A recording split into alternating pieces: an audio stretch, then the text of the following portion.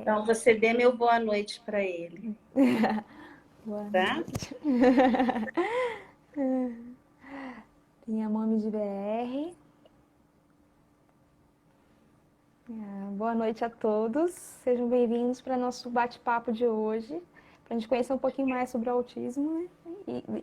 E como que é importante transmitir autonomia para eles, né? A gente às vezes fala, mas sempre dando aquele olhar de coitadinho, ó, e não é muito assim que a gente tem que tratar. Primeiro, Carol, eu quero agradecer seu convite e eu acho muito interessante que você, como psicóloga, tenha se interessado, né, em aumentar seus conhecimentos na fonoaudiologia e também Libras, né? Muito interessante e muito importante para quem é fonoaudiólogo, né? Bom, você está falando da questão do autismo e a minha proposta foi falar desse corpo enquanto linguagem, né? Deixa eu contar um pouquinho desde o início, né? Eu tenho um percurso na educação, Carol, muito longo, já passa de 35 anos. Eu iniciei muito jovem, eu tinha 17 anos ainda. Ser professora sempre foi o que eu quis fazer. Então, eu comecei dando aulas de inglês. Como eu me graduei em português e inglês, mas eu nunca quis dar aulas de português. Sempre foi inglês a minha grande paixão. Então, eu transitei por muitos espaços diferentes em instituições educacionais, né? Eu tive a oportunidade de dar aulas desde a educação infantil, né? Ensino fundamental 1, 2, ensino médio, pré-vestibular, alunos do EJA, em instituições educacionais de realidade financeira muito privilegiada, a outras na contramão disso, muito precárias. E quando eu fui para a pós-graduação em psicopedagogia, eu já tinha um caminho, né, bem longo e uma convivência múltipla, né, de vários olhares, de vários lugares. E eu absorvi muito o que a pós da psicopedagogia me deu, talvez por essa experiência já longa, né, na educação. Mas o meu primeiro contato, de fato, com uma criança autista foi numa época em que eu era sócia-diretora de uma escola, no ensino fundamental 1. Eu também atuava como professora de inglês e eu recebo um aluno autista. Eu sempre fui uma professora de ter relacionamentos muito bons com os meus alunos. E não conseguir atender aquele aluno, né, como ele deveria ser atendido, me deixou muito frustrada, te confesso. Entretanto, eu não tinha conhecimento sobre o autismo, né? Só aquele conhecimento de ouvir falar, saber vagamente do que se trata. E foram momentos difíceis. Ele era uma criança, assim, bastante agressiva, mas tinha a mãe muito presente, muito disposta a colaborar. Tanto que ele não ia sozinho para a escola, a mãe sempre com ele, né? Que de alguma forma facilitava a convivência com todos. Mas aquilo, Carol, foi uma coisa que me deixou muito incomodada. Na sequência disso, eu fui, né, para uma pós-graduação em psicopedagogia e lá eu me deparo com o tema autismo e começo então a estudar para poder entender todo aquele movimento, né? Como foi lidar com aquela criança, o que aconteceu, o que eu poderia ter feito. Quando eu fui, porque eu praticamente emendei uma pós-graduação na outra, para pós-graduação em teoria psicanalítica, ali, de fato, eu tive parte da minha demanda, do meu desejo de saber Atendido. correspondido.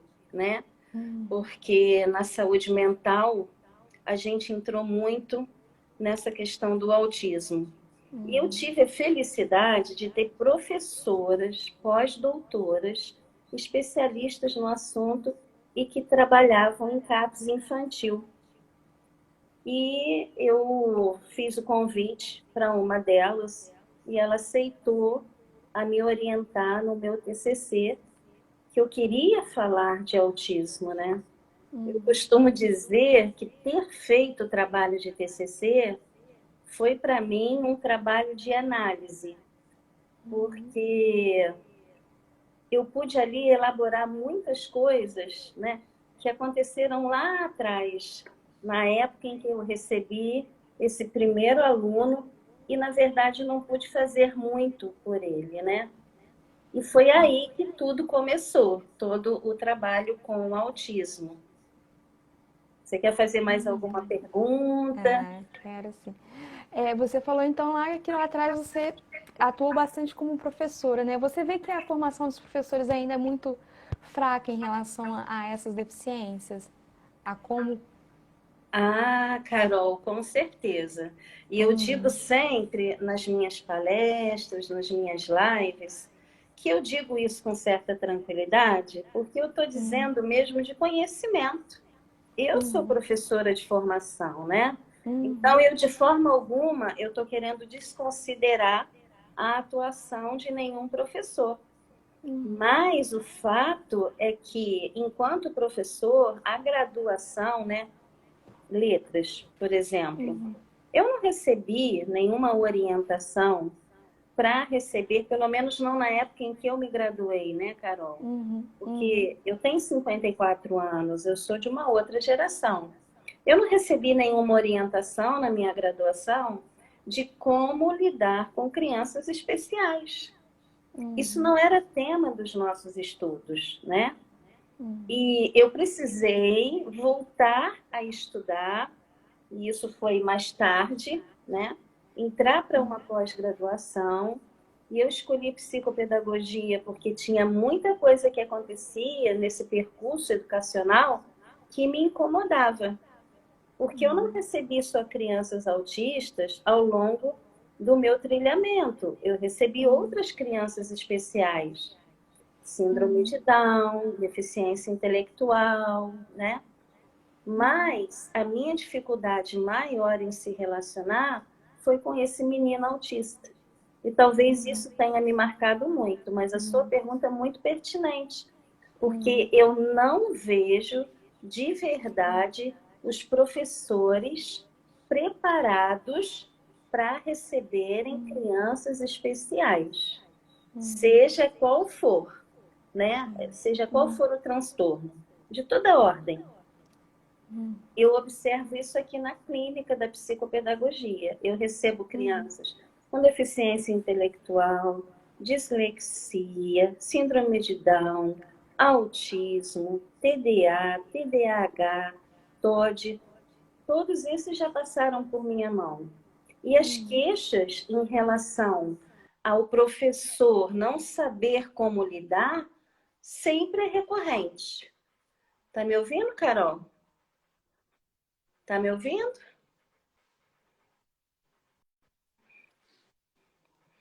Carol, Tá me ouvindo? Tá conseguindo me ouvir? tá me Tá me ouvindo? ouvindo? Tô. Tá me Agora ouvindo? sim.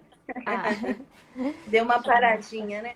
Mas eu estava dizendo que os familiares dessas crianças sempre se queixam de um não saber o que fazer com seus filhos em relação aos professores, essa convivência entre professor e criança especial, instituição e criança especial, nem sempre é fácil. E não quer dizer que o professor ou a instituição não tenha boa vontade. Nem sempre é de falta de afeto que se trata. Mas às vezes, né, na grande maioria das vezes, é um não saber como fazer, como lidar. E eles falam isso, eles verbalizam, né? Quando eu vou até a escola, quando eu faço a visita, essa é uma queixa. Eu quero ajudar, mas como eu posso ajudar? Se sentir perdido, né? De não saber o que fazer. É, exatamente. A queixa, Carol, é sempre nesse sentido. A gente não foi preparado para isso, né?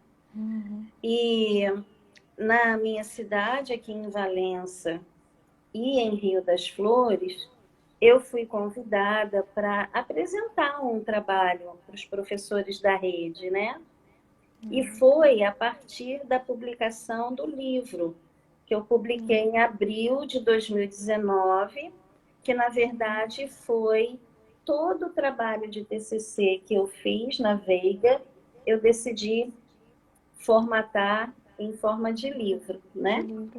Pra gente Isso. divulgar mais ainda o conhecimento, né? A psicanálise e a clínica do autismo infantil, o sujeito autista. Depois eu mando a foto do livro para você publicar aí Eu na sua posso sim. página, tá bom? Ah, ele tá sendo comprado é com você, para comprar Tem ele. aqui na clínica, tem na Companhia do Livro aqui na minha cidade, mas também tem um link, porque a editora é Clube de Autores. E tanto você pode comprar o livro físico, como pode comprar o e-book. E está numa linguagem que qualquer pessoa leiga é capaz de entender. Isso. Não tá naquela. Às vezes naquela leitura rebuscada, né? Aqueles livros que a gente. O mais importante é que a pessoa entenda aquilo que está escrito, que realmente faça, transforme aquilo em conhecimento. Igual a gente estava falando antes, né, do professor que às vezes não sabe por onde procurar, pode de repente, através do seu livro, procurar encontrar alguma coisa ali, É, né? Algum apoio. sim, as pessoas que tiveram acesso ao livro, elas disseram para mim, André, o bom é que eu consegui entender o que você queria dizer. É uma preocupação, né, Carol? Porque o que acontece? Eu sou muito atravessada pela psicanálise, né? É E eu uma acho que linguagem bem. é, a gente até brinca que fala que é o psicanalês, né? Eu tomo Isso. muito cuidado para não fazer isso, porque a psicanálise, se for apresentada para outras pessoas de uma forma muito acadêmica, aí realmente a pessoa fica desmotivada a continuar lendo, né? Eu trago assim autores muito importantes da psicanálise, Freud, Lacan, mas eu tento contextualizar, né? Trago também autores contemporâneos como a Maria Cristina Kupfer, que é uma fera no assunto, né? Inclusive, uma transposição de um vídeo dela, eu coloco no livro. Tenho relato de casos, né, com autorização da mãe de dois gêmeos que eu atendi. Eles foram minha inspiração. Quando eu estava na pós-graduação, eles eram meus pacientes. Então, eu fui muito motivada a realizar esse trabalho por conta deles, dessa vivência e experiência que eu tive com eles. E tem também um relato de casos que é domínio público do cantor Saulo Laucas. Ele é um tenor famoso. Eu não sei se você conhece, se não conhecer, procura nas redes sociais. A mãe dele, inclusive, já deu um depoimento, entrevista no Fantástico. Saulo é um adulto, tem 40 e poucos anos hoje. Ele é musicista formado pela UFRJ, se eu não me engano, ou pela UERJ, não me lembro bem. E ele ganha a vida dele fazendo apresentações como músico. Ele é um tenor maravilhoso. E a gente realizou aqui em Valença, foi em outubro de 2018, eu, mais três colegas, uma nutricionista, uma pedagoga e um psicomotricista, todos com experiência com autistas, né? E realizamos um simpósio. Foi com fim beneficente e o Saulo, ele foi nosso convidado. Teve, inclusive, a apresentação dele. Foi muito bacana o trabalho. Ai, que legal, muito bacana. Mas conte mais um pouquinho sobre o seu livro, Ah, então tá. sua Bom, tese. foi um desafio, sabe, Carol? Todo mundo que passa pelo TCC, né, a construção desse trabalho, o trabalho de conclusão de curso, né, passa por uma certa ansiedade, não é? Tem aquele momento que você fica agarrado no trabalho e você fica inseguro, mas eu tive uma sorte imensa de ter uma orientadora maravilhosa, o nome dela é Gabriela Rinaldi, ela é autora de livros e ela me passou muita tranquilidade. E chegou num determinado momento que eu me empolguei e passei até do número de páginas, né? Ela falou, agora chega, Andréia. Mas foi um trabalho bem bacana, né? Hoje, se eu tivesse de rever o trabalho, talvez eu amadurecesse alguns pontos, mas eu acho que era aquele momento, né? Eu estava muito atravessada por isso. Essas crianças me chegam, né? E eu tenho a liberdade de contar e quero esclarecer que eu não estou sendo antiética. Essa mãe dessas crianças, ela realiza um trabalho público. Ela sai dando depoimento dela em vários lugares. Ela me autoriza sempre a falar do caso. Essas crianças me chegam, né? Primeiramente, a mãe me procura, falando das suas ansiedades, das suas angústias, que a escola já havia sinalizado a necessidade deles serem acompanhados, além da neurologista, por uma terapia, né? Um trabalho que acompanhasse o desenvolvimento na escola e também um acompanhamento emocional. Porque você sabe, né, Carol, que as crianças autistas, elas têm uma certa instabilidade emocional, né? Dependendo do momento que eles estão passando, do grupo social ao qual eles estejam participando, absolutamente tudo que vem de fora, né, são questões intrusivas, né, invadem o sujeito autista e, dependendo de cada um, ele vai reagir de forma diferente. Ele pode se colocar agressivo, ele pode se colocar no isolamento social ainda mais grave, né? Ele pode ficar ansioso e compulsivo por comida, ele pode perder o apetite, enfim, né? N sintomas podem aparecer daí. E nesse momento, as crianças estavam comigo. Então, acabou sendo, né, com todo o respeito que eu devo a eles, um trabalho de laboratório muito intenso, porque enquanto eu vivia a primeira experiência clínica com eles, né, um caso muito rico, e uma mãe que trouxe benefícios enormes para esse acompanhamento, eu estava junto a uma orientadora, né, muito motivada a desenvolver um trabalho. Mas tem uma coisa, Carol, que eu acho sempre muito importante dizer. Esse livro, esse trabalho, ele tem duas vertentes: a psicanálise e a psicopedagogia. E também educacional, que foi sempre a minha prática, né? Eu não tive nenhuma pretensão, Carol, de falar sobre um olhar médico e nem da neurociência. Eu sempre deixo isso muito claro para que a gente não crie falsas expectativas. Eu costumo dizer que, na perspectiva da medicina e da neurociência, já tem muita gente boa falando sobre isso, né? Não é minha área de conhecimento, não é minha prática, e eu não poderia escrever algo que eu não conheço, né?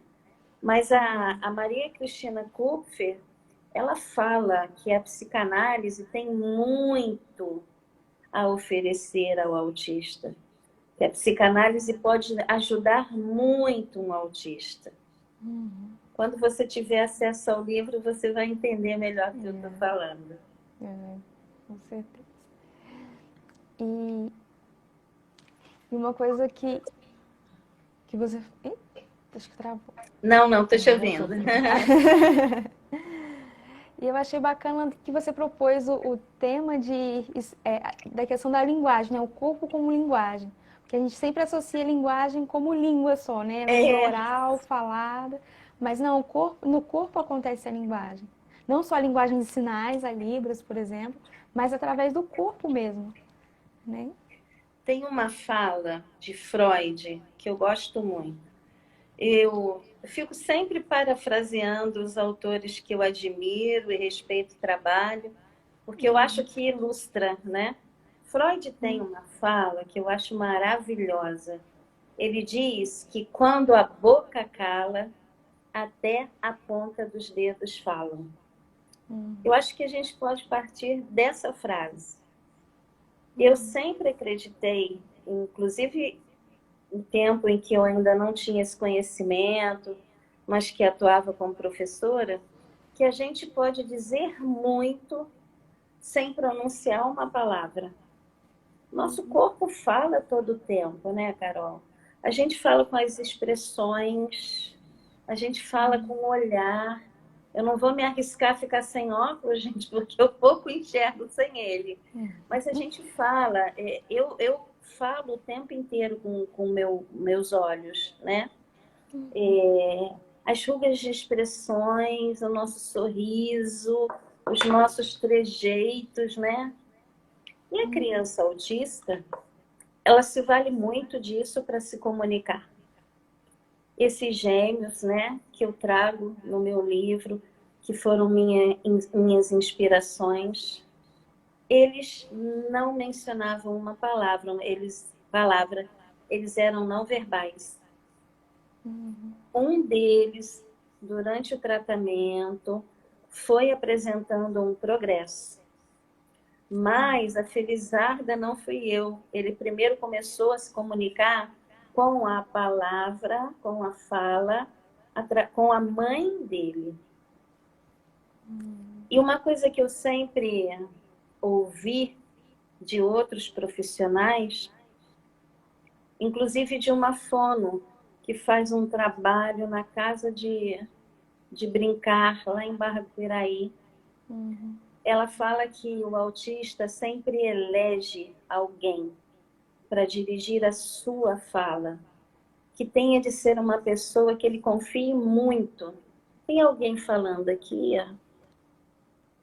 O corpo traz a linguagem, bem como os sintomas dos sujeitos com TEA. Eu vou fazer um comentário sim, deixa eu só concluir. E eu estava dizendo o que? Me perdi. Eu estava dizendo que essas A fala da crianças... fono. Sim, a fono. Ela dizia que a criança autista ela elege alguém que ela confie muito para direcionar pelo menos o início dessa sua linguagem enquanto fala. E eles sempre mantiveram uma relação maravilhosa com essa mãe. Num segundo momento, isso foi para a escola e depois ele traz a mim, né? Ele me dá essa honra, ele me possibilita, né, ouvir o que ele tinha a dizer.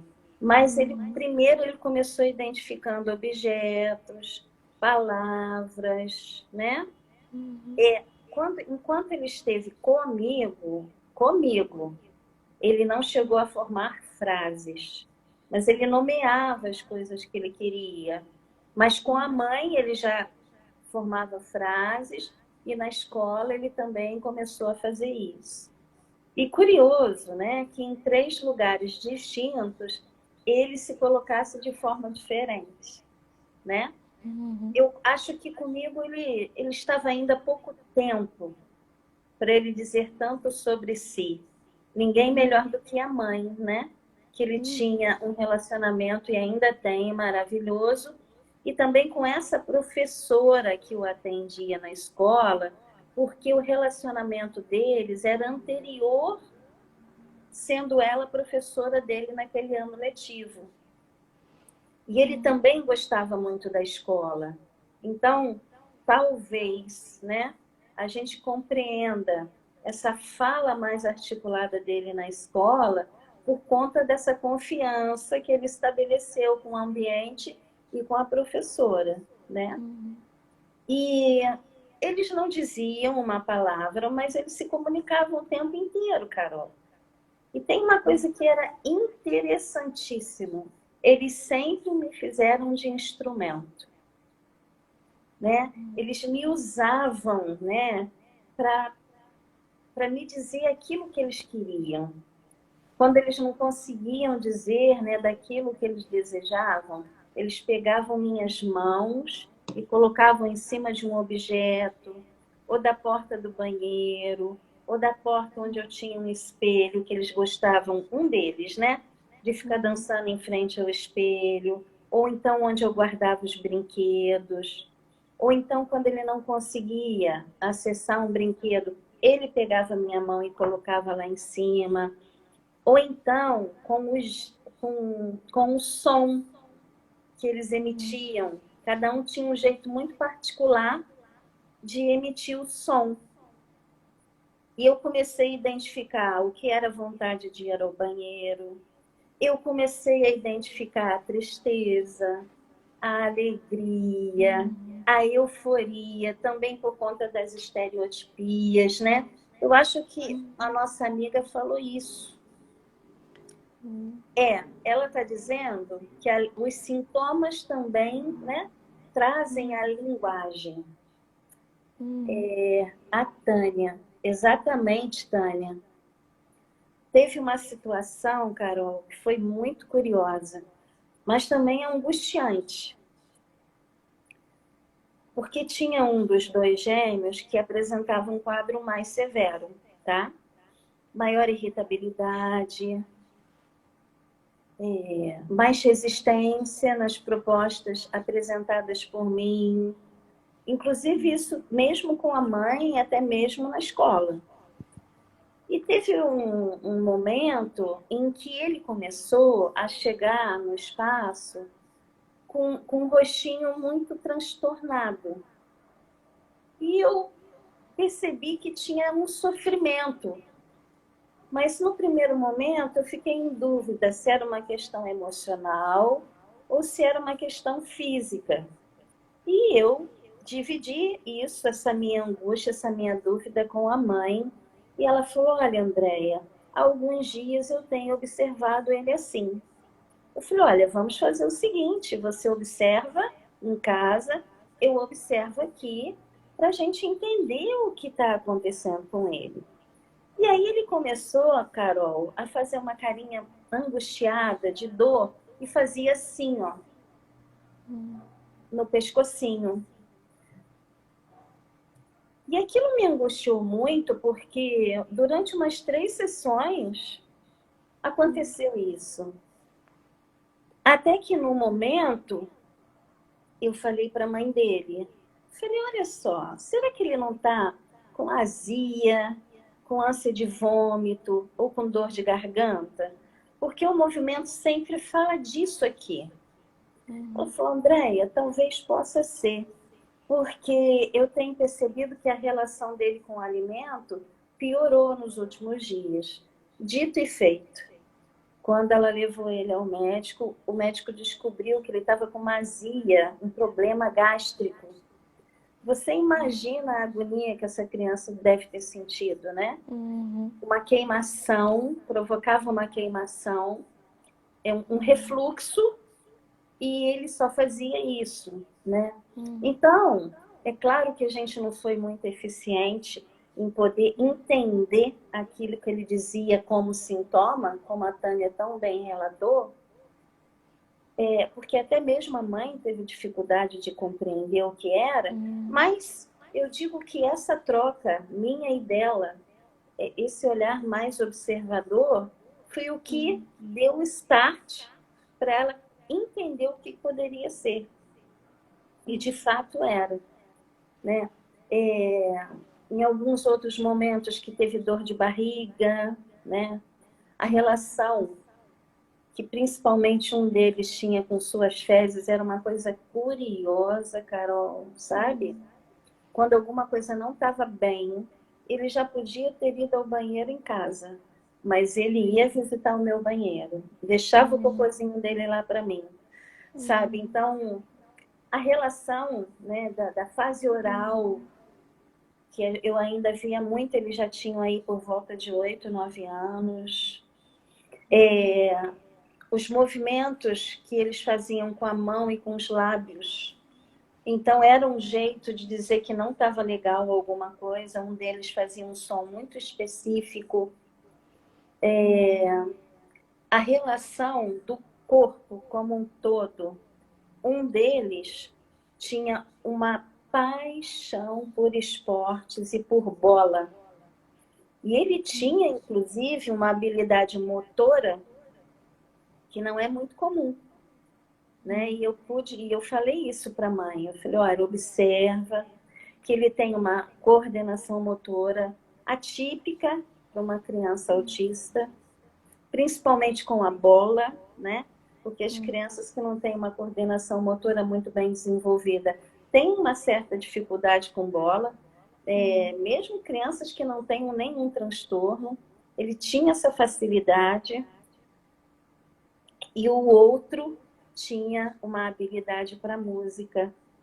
Ele tirava som, Carol, de absolutamente todos os objetos que ele via na frente. Ele pegava um copo, colocava assim na beiradinha do ouvido e batia. Aí depois ele me cutucava e me pedia para prestar atenção no movimento que fazia na madeira, que fazia num brinquedo de plástico. Então ele adorava também pegar os brinquedinhos musicais, a flauta, o tamborzinho, e ele adorava que eu ficasse brincando de cantar com ele, e ele tocando os instrumentos, e ele dava gargalhadas, ele amava aquilo, né? Agora, quando ele não estava bem, ele fazia assim para mim que ele não queria. Então, a gente vê que o corpo é estruturado como linguagem, né? Não dá para a gente separar sujeito e corpo, é uma coisa só. E como a Tânia falou, né? Os sintomas, as estereotipias também são formas de comunicação, né? E é muito importante nesse nosso olhar, né, para a gente observar e entender o que, que aquela pessoa está querendo dizer. O que ela está nos mostrando com aquele comportamento, com aquele corpo. Exatamente. Por isso que no livro eu coloco o sujeito autista. Se não existe ali ainda, né, tem um indivíduo. A gente na psicanálise fala que tem um caminhar para esse indivíduo se constituir um sujeito, né? O que a gente tenciona fazer, né, Carol, é dar um lugar de fala para esse indivíduo, para que ele se constitua um sujeito autônomo, independente, dizendo do jeito que ele pode, daquilo que ele gosta. Teve um episódio que foi muito, muito curioso. Eles são gêmeos idênticos. Então, tem a marquinha no rosto de um, que era a única forma que eu tinha, Carol, de saber quem era quem. Porque às vezes até a mãe se confundia. E aí, eles têm assim um cabelo cacheado. E a mãe falava que o cabelinho dava muito trabalho e cortava. Só que um deles aceitava numa boa. O outro chorava quando cortava o cabelo. Pegava os cachinhos no chão da barbearia e queria colocar de novo no cabelinho. Quando ela me contou isso, eu falei, mãe, não faça mais isso. Deixa o cabelinho dele com os cachinhos, isso é muito importante. Imagine o quanto ele se sentia invadido de ter aquilo que ele considerava importante, parte da identidade dele, tomada, arrancada. Tanto é que ele pensava que podia pegar o cachinho e colar de novo no cabelo. E ela falou, nossa, André, eu nunca tinha pensado isso. Uma outra coisa que ela fazia, Carol, desavisadamente, né? O que que mãe de gêmeos tem mania de fazer? Vestir a roupinha Vestir. igualzinha. E aí eu disse para ela, eu falei, veja bem, já são gêmeos, são autistas na mesma sala. E você ainda vai vesti-los da mesma forma, cortar o cabelo igual. E como que fica a identidade dessas crianças? Aí ela também falou, também nunca tinha pensado nisso, eu não vou mais fazer isso. Entende? Que muitas das vezes não, eu posso dizer que sempre, né? A família tem que ter um lugar nessa análise. Não só crianças autistas ou Para crianças todos. especiais, né? Para todos. Há coisa de 2 semanas atrás, eu estava dando aula para minha turma de psicanálise sobre psicanálise infantil. E eu disse, olha, a gente precisa entender que para ser um psicanalista com crianças, de crianças, a gente precisa estar disposto a esse olhar que você falou, mais aguçado, mais cuidadoso. Não que a gente não tenha de ter com todos os pacientes, né, Carol? Mas principalmente com crianças, né? Porque tem uma linguagem muito específica ali. E principalmente o autista, né? Que tem essa dificuldade nas interações sociais, que a gente precisa ter muito cuidado para não invadir o espaço. Essa sempre foi a minha preocupação. Até onde eu posso ir? Qual é o Sem ser invasivo. limiar, né, entre me colocar à disposição deles ou então eu ser uma intrusa nesse mundo deles? Eu sempre tentei tomar muito cuidado com isso.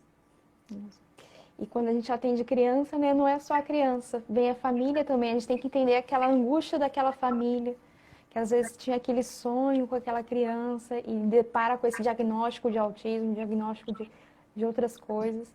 Né? A gente tem que acolher essa família e orientar essa família, porque tão, como a gente falou lá no início, que os professores não sabem, as famílias também às vezes não sabem como lidar, o que, que é direito. Tem muito mito em cima disso. A gente Eu precisa acolher. recebo, hoje eu não estou mais com essas crianças. Foi uma questão muito particular com a mãe, que ela teve de fazer uma escolha, que não cabe aqui eu dizer, mas eu ainda tenho amizade com ela e ela sempre me traz relatos. Para você ter ideia, Carol, eu atendia um irmão, depois outro, em dias separados, e tinha o dia que era da mãe. O dia da Para acolher essa mãe angústia. era ela sentada no divã. E eu dizia para ela assim, esse lugar não é da mãe dos meninos, é da mulher. Porque ela cria essas crianças sozinhas. Então ela vive gêmeos, autistas, 24 horas por dia. É claro que ela é uma mãe inteirada, dinâmica, apaixonada pelos filhos, mas tinha momentos de angústia, né? Porque o cuidador do autista, ele fica imerso e tão circundado por essa realidade que ele acaba se esquecendo dele. Aí é o grande perigo do adoecimento, né? Então, como você falou, precisa haver um manejo da transferência, não apenas com as crianças, mas também com os pais, com essa família, porque afinal de contas é ela que traz a criança até você, né? Uma criança não vem sozinha para uma terapia ou para uma análise, né? Ela vem com a família. E muitas vezes aquela criança está apontando para alguma coisa que está lá na casa, né? Alguma movimentação que está ali na casa e a criança é só o sintoma daquilo tudo. Eu costumo usar essa expressão, Carol, que muitas das vezes a criança é o sintoma da família, né? Bom, a gente precisa entender que há dois movimentos aí.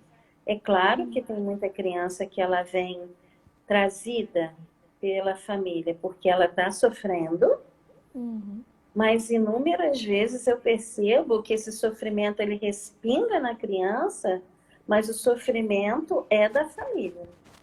E aí ela decide de forma inconsciente apontar para essa criança, porque o problema é a criança, não são eles. Então eu deixo de olhar para mim e aponto para o outro, né? Uhum. E a gente tem que manejar, porque se a gente não faz isso, eles tiram as crianças da terapia, da análise, né? Uhum. E aí quem acaba perdendo é a criança. Deixa eu fazer um relato aqui, que eu estou olhando que a gente já tem 45 minutos. É. E aí, Conversa boa.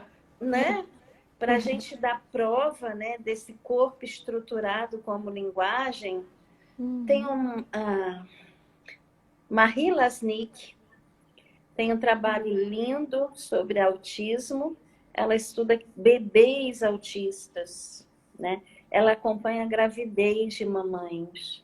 É curioso, né, a gente falar de um bebê autista. Mas depois que eu estudei um pouquinho da Lasnik, eu compreendi. Eu tive uma professora também que atendeu bebês autistas. E ela fala de coisas que são muito fáceis de identificar. Um bebê, geralmente, quer o quê, né, Carol? Aconchego no peito, no colo, né? Isso é muito importante para um bebê.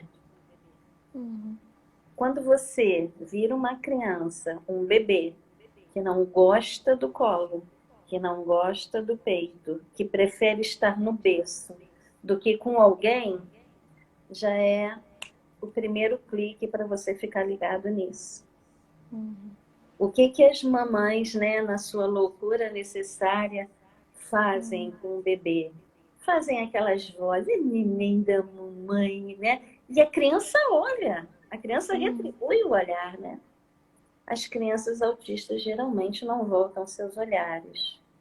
Não se veem sequestrados por um brinquedo, por um mobile, por um barulho. A Lasnik tem um trabalho muito bonito, né, em relação a isso. E ela fala que a voz antecede o olhar. E aí eu tive uma experiência com um dos meus meninos. Teve um dia que ele entrou na recepção, pisando duro, invocado de cabeça baixa, e ele sempre chegava e me dava um beijo, um abraço, sabe? Muito carinhoso os dois. E aí a mãe fez uma cara assim para mim. Aí, antes de perguntar para ela o que houve, eu falei, ué, mas você chegou, nem olhou para a tia, não me deu um beijo, nem um abraço. Ele nem tinha me dirigido o olhar, Carol. Ele já estava lá no final do corredor para entrar na sala. Ele parou, olhou para mim, abriu um sorriso, veio correndo, me deu um beijo e um abraço. Olha o que a Lasnik fala, que a voz antecede o olhar. Né? Eu sempre achei interessante que a forma que a gente se dirige a esse outro, né? A voz carinhosa, a voz afetuosa, que seja sempre muito importante. Então, isso que ele voltou para mim foi uma resposta, né? E prova isso que Lasnik diz, que a voz antecede o olhar, né? Aí são coisas que a gente vai se dando conta, né? A respeito dos estudos que a gente vai procurando, né? E aí a gente fala, nossa, perfeito, né? Como isso se encaixa, como isso funciona, né? E aí, por isso é que eu digo que a clínica é o melhor laboratório de tudo, né? A gente escrever um livro, dar aula, sem atender na clínica, talvez não fosse possível, né? E Fica muito é isso, teórico, né? Carol, eu acho. Né? Como que a gente vai falar de teoria sem ter vivido, né? Não à toa que nós que trabalhamos com saúde mental, a gente tenha de passar por nossas análises, por nossas terapias, né? para a gente se Uhum. colocar nesse lugar do outro, para poder compreendê-lo melhor, né?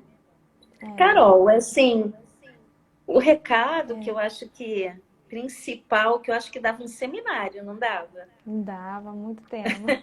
Eu acho que a gente Muitos, muitos ficaria aqui, assuntos por horas. Falar mais sobre as emoções no né? autismo, falar mais sobre o corpo, são muitas coisas para comentar. Muitas coisas, muitas coisas. E eu posso te dizer, Carol, tranquilamente, que essa coisa de dizer que o corpo estruturado como linguagem nos ajuda muito a Muito. compreender uma criança especial, uma criança autista. Sim, Mas todos nós isso, falamos através do nosso corpo, né? isso aí. É aquele bom dia torto que a gente recebe, de repente tem alguma coisa ali escondida naquela pessoa, né? A gente tem um olhar de empatia, de repente, para aquele momento. É, é É verdade. importante para todos nós termos esse olhar, não só para o autista, mas para todos nós. Para todos nós. E que a gente entenda, né?